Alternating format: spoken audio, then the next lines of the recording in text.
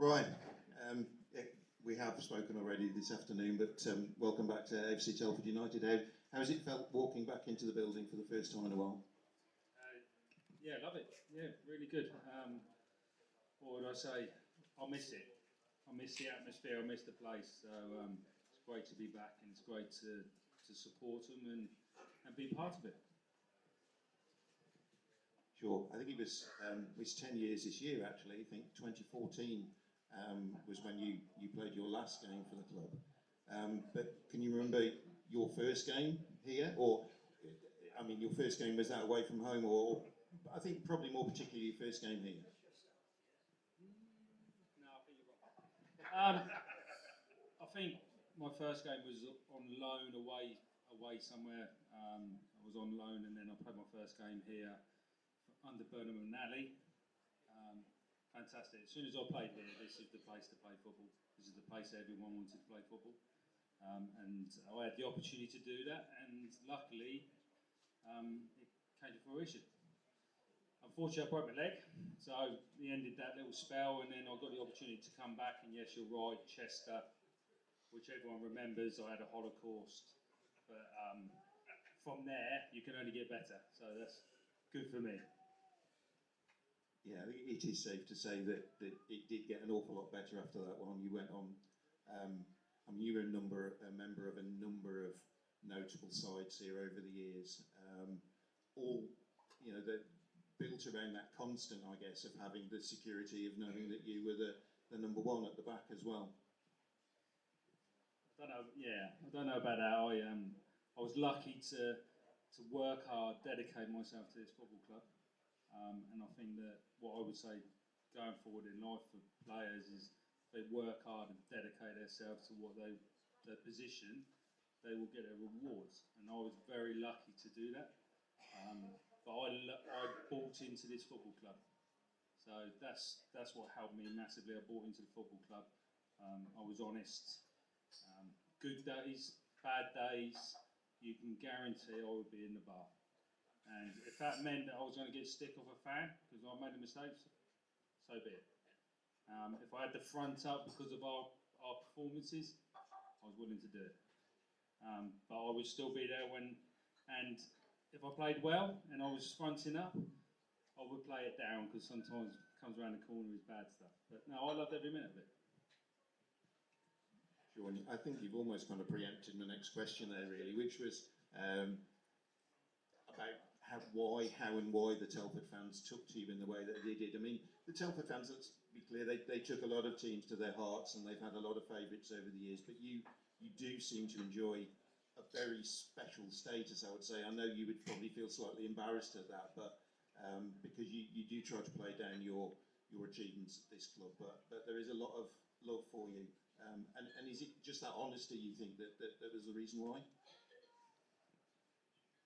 That's a tough question for me to answer, really. I think there's some people here that have watched me play for 7 years or 8 years of my life here. They're probably the people that can answer that question more than me. Yes, I was probably too honest at times. But what I did is I believed I was a fan as well. I was just lucky to play football and be their number one. I just felt like I was part of the football club, and honestly, I would just do anything for this club, and that's how I felt. And maybe they could read that and they could see that. And like I say, in life, honesty it does help you massively. And I think people look at us in a different way if we're honest. And football at the moment, it'll upset some people. I don't think it can be an honest game. But yeah, no, I loved every minute of it. It's just honesty and dedication. I think that a lot of people as well, will see how hard I worked. I'd be the first one out, last one in. I would dedicate myself to my position, and what I would say, if I made 5 mistakes in a season, I had a great season. If I had 10 mistakes in a season out of 40 games, I've still had a good season, but I'd look at it, can I improve next year? And 9 times out of 10, I would never hit double figures mistake-wise. And I think that helped the fans just buy into what I was about. Sure. I mean, you spoke about the dedication there. I put a little quiz online today about you, which I know that you and your group actually had a little go at answering.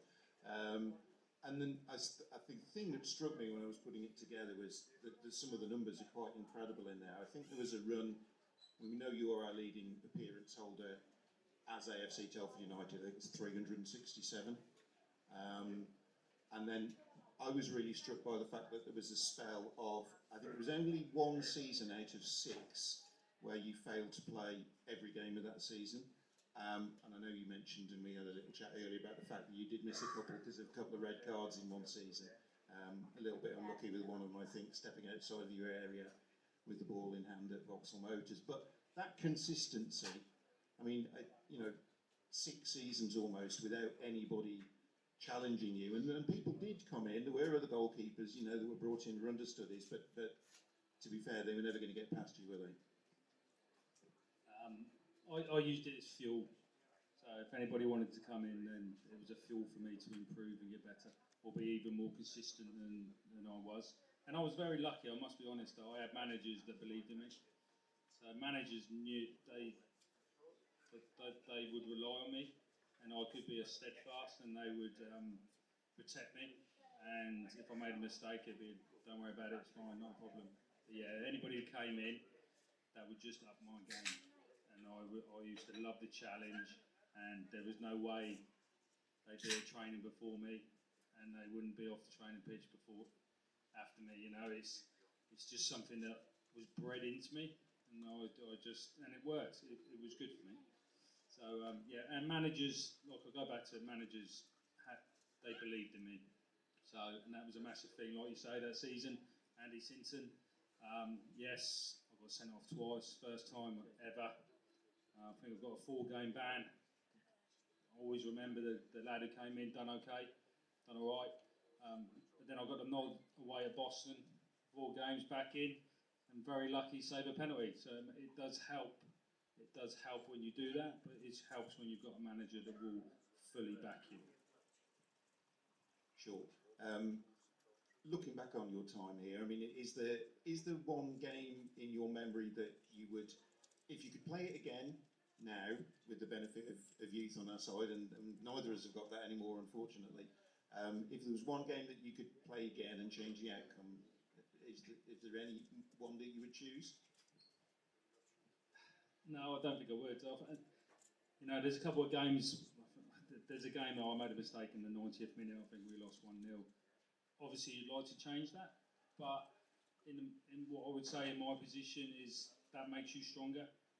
That makes you more resilient, that makes you better for the next game, or it gives you a better learning curve. So if you make a mistake in the last minute and you lose, you go in the change rooms, you hold your head high, you say sorry. 9 times out of 10, the lads are like, don't worry about it, it's fine. But you learn off that mistake, and then it makes you better, and you concentrate, and you make sure you concentrate for 98 minutes if you have to. So I couldn't answer that. Probably a fan might. Fan would probably say, no, you were rubbish fine on this day, and you could have done better. And at Hensford, I let a free kick in the last 5 minutes or so, and we lost, but we still won the league. So, no, I don't think I can answer that one. And I kind of knew that, or felt that might be the answer, because it's all a learning experience. Flipping that coin the other way, was there a perfect day here? One where you literally wouldn't change a thing? Yeah, what do I say? I always remember a game we played against Kidderminster, I think, and Steve Burr was manager. Obviously, Steve Burr was my manager at Nuneaton once when I was a very young boy. One comment he said to me was, "You'll never be a good level goalkeeper." On that day, I can't remember. Well, I think we might have been a draw, but it was Alamo from Kidderminster, and they could not get past me. And partly, I was fueled by those comments. So, yeah, that day sits in my mind. But like I say, these guys, some of these people here that I've sat there, probably watched all my 367 games. So it'd be for them to say, answer one of those as well. Sorry. So, does anybody? I don't know, maybe just shout out one or two to Ryan about memorable games that he had. I'm sure there will be some.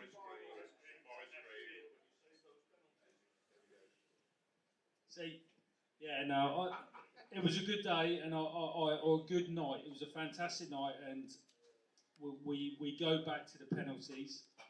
And I was very lucky to save 3 penalties. I had probably had a better game in the 90 minutes beforehand, but everybody remembers me for those penalties, which is fantastic. But what that did for me is it wasn't about me; it was about you guys.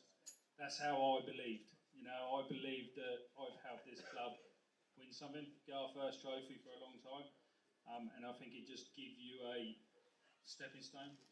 You know, so yeah, Forest Green is great, but personally, I had a lot of better games in league games in other places than that night. But yeah, no, it wasn't too bad, I suppose. There's modesty for you. Now, I spoke about your final game here, which would be 2014. I can't remember the exact date, but it was April, and it was against Gainsborough Trinity. And we went into the final day of the season knowing we just needed to match whatever result North Ferriby United got to win the title that day, to win, which I think at the time was the Skrill North, Conference North. Am I right in thinking at that point you already knew that was going to be your final game for the club? Yeah, the decision in my head, I'd already been travelling from the Isle of Wight for a year, or the whole season. I'd never let anybody know. So we'll go back to the football mentality. If I let people know that I'm travelling 2 hours every day or every Tuesday or Thursday for a training session, and I make a mistake, people will use that against me. Managers will use it, and people and fans will say that's because he's travelling so far. So I never told anybody. So I kept that to myself. Still think I had a great season. Going into the North Ferriby game, I think we were winning it anyway. We had this feeling that we were going to win anyway. On the day when we turned up, I've got to be honest, when that referee nearly cancelled the game because of one spot over on the far side, we were panicking. But obviously we got the game to go ahead.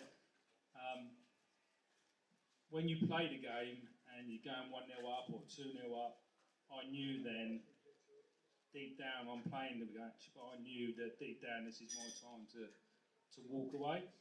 So, and it worked out well. You know, there's not very many people that get the opportunity to go out on a high. So I had that opportunity, and I didn't want to do it, but I felt I needed to do it. And luckily, you guys still think I was all right, so it's probably the right decision. Yeah, it just occurred to me that, you know, obviously going into a game of that magnitude and with that much resting on it, and you know, you were going to have, there'd be an awful lot of emotions amongst the whole team there, but you had that extra dimension of, you know, this is my swan song here potentially. So that was the reason behind asking you that one. I know the news broke a few days later, I think, about the fact that you were going to be leaving the club. And if anybody wants to have an uncomfortable listen, don't do it. Okay. Okay. There is a very emotional interview with Ryan that is still probably on a BBC webpage somewhere that you did with Nick Southall. I think you were sat in your van at work, and I have difficulty listening to it, particularly because I know you a bit now, and I sit next to you, because the emotion in that is so raw that you were walking away. Yeah, I didn't think it would hit me that hard, but just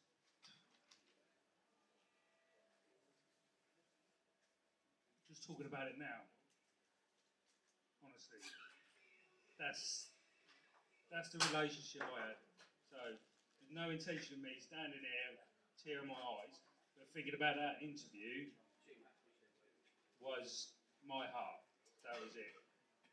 I was leaving a club that was everything to me. So And like I said at the start, I was honest. Honest since the day I've been here. And I will always be honest in that way. So, yeah, it was a tough day. But I'm very lucky that you hold me in where you hold me now. And I'm very lucky to be back and standing here trying to talk through a couple of tears in my eyes. But no, it's good. Yeah, it wasn't my aim to make you feel uncomfortable, Ryan, genuinely. But I know how that makes me feel as a person who that affected. I can only imagine how that made you feel. Now, you did go south, you went to the Isle of Wight, and you signed for Havant and Waterloo. And then I think you've achieved what I think is a fairly rare distinction, that you then won the National League South title with Havant, having won the North with Telford. I think that puts you probably in quite a rare club, I would think. Was that a similar sort of feeling? Maybe not the feeling for Havant as we have here, and I'm not prejudging that, but in terms of the qualities that the team had, was that a very similar thing? Yeah, I was very lucky. Obviously, I left here, had no club, just rocked up at Havant, spoke to the manager who had 3 goalies, and being a bit cocky, I suppose, just said it doesn't matter how many goals you got, I'll be number 1 by first game of the season, which did materialise, and we had 5 years of good stuff. We had 1 year of a relegation, got promoted straight away, and then we won the Conference South again. Well, not again, but we won the South. So yeah, it was good times. But I was lucky once again. I had a manager that bought into what I was, but the club, I suppose, bought into me. But you're not going to ever change what this club has and what this ability this club has. This club has got something really special about it. That's what I believe. It's just you've got to get players that buy into it, want to own it, want to be part of it, want to drive it on, want to make it better, and in the day want to make you people happy. That's all we try to do, is make you people happy. And so no, yeah, it's good. I know you did achieve one thing at Havant, which I don't think you ever did for us, which you did actually score a goal for them, didn't you, as well? Yeah, sorry, but yeah, I did score. Bath away, nice strike up the hill, poor young lad in goal, come airing out. Oh dear me. So yeah, no, it was a decent little strike, that. Yeah, I did look for the video of that one as well, but I didn't manage to find it in time, unfortunately. Do we have any questions for Ryan from those of you who are in the room? I mean, I'm sure there'll be an opportunity, even though you're going to be watching the game this afternoon, to have a chat with you. I'm sure people won't fight shy of coming up and shaking your hand and having a chat. But yeah, you shouldn't do, says Ryan, so do feel free to come up and say hello. But is there anything anybody would like to ask him while he's here?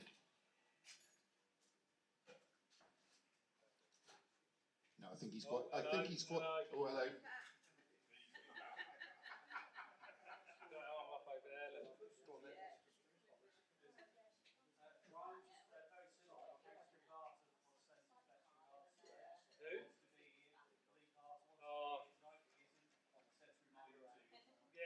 Can I just say something on that, gentleman? I think I posted something on Facebook the other day on one of his comments. That Lee Carter, amazing. If you call me a legend, he is well above me. That is my honest opinion. That bloke defined us as a football club, helped us. We had great times. He ran this football club amazingly well at the time, from what you come from. I had a great relationship with Lee, and he helped on my journey. He helped me be better. He helped. He just bought into it. We bought into it. There's some stuff that some of the best times ever. Yes, I must say, it's a bit of a story. So, as a football club, we were a bit of a rogue sometimes when we were out having a few beers, a few of us, maybe a Lee Vaughan and a certain person. But we were pulled into a meeting. We were going to go out down Wellington, all right? So Lee's pulled us in and said, right, you need to behave yourself, boys. You're representing the football club, you need to behave yourself. None of this messing around, whatever. Yeah, okay, boss, yeah, no worries, fine. So anyway, we walked down the road. I don't know what pub it is. I think I drove past earlier, it's closed down. We turn around, Lee Carter's fighting someone. Or having a dust up with a fan that's kind of abused us as we walk past. And then we're like, Lee, you've just told us to behave ourselves, mate. And your he was, I can't have them talking to you like that. I can't have them doing that to our boys. And so that was Lee for you. Loved every minute of it. The bloke is an absolute hero. Yeah, thank you, Ryan. I know, again, what we're hoping very much is that Kevin is building a side with those kind of characteristics that you've spoken about there, about players who understand and buy into this. And I know you and I had a little chat earlier about expectation here and being able to play with that weight of expectation. You're going to get your chance to see them in about 15 minutes or so when they take the field, which I would imagine everybody else will want to do as well, even though we're clearly enjoying having a chat with you. I know this isn't the most comfortable of environments for you, Ryan, but you've been an absolute diamond for us. You were during your time here. You've come and you've sat up here with me, and I just hope you're feeling the love in the room that there is for you, because we said it would be there. I knew it would be there before I left the house in the morning. I mean, you spoke about being ready. You were here at 12:30. You were here half an hour before me. Just couldn't wait. So do please come and have a chat with Ryan, say hello. I'm sure he'll probably post a photograph or two. And just enjoy your time with him. I'm going to say a Telford legend, Ryan, because you are. I know you won't take that. You don't wear that easily, which I think is yet another reason why we all take you to our hearts so much, because that you don't, you don't wear that crown easily. But believe me, I did say this morning, if there's such a thing as AFC Telford royalty, I'm probably sat close to it here.